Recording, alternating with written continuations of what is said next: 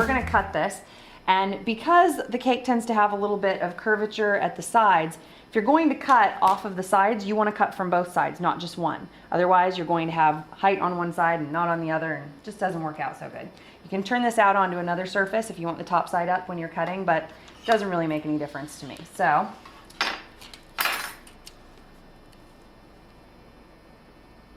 this is actually right at 14.5 size-wise, so we need to take about a 1/2 inch off of each side.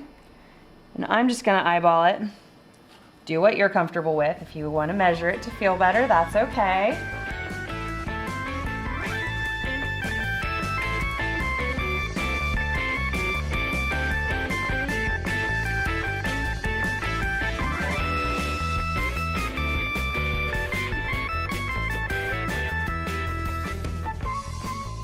I've got a little bit of space on each side, but it may be a little tight still because remember, we're going to crumb coat this and put fondant on it.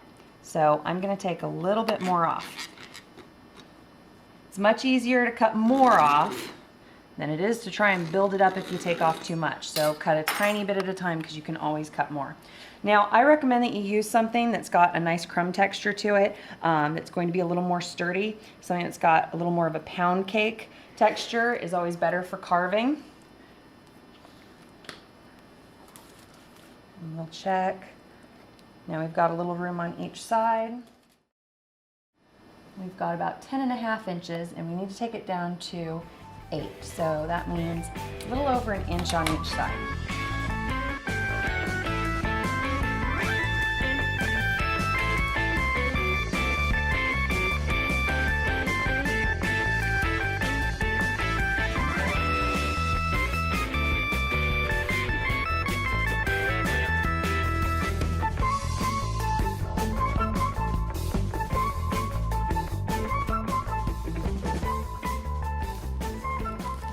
We're about there, so we'll double check it for size by flipping it over onto the board.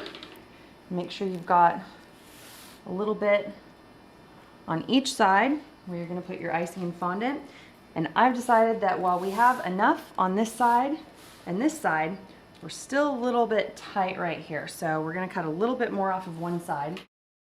So there we go. Now we've got just enough space on each side. I think that'll work nicely. So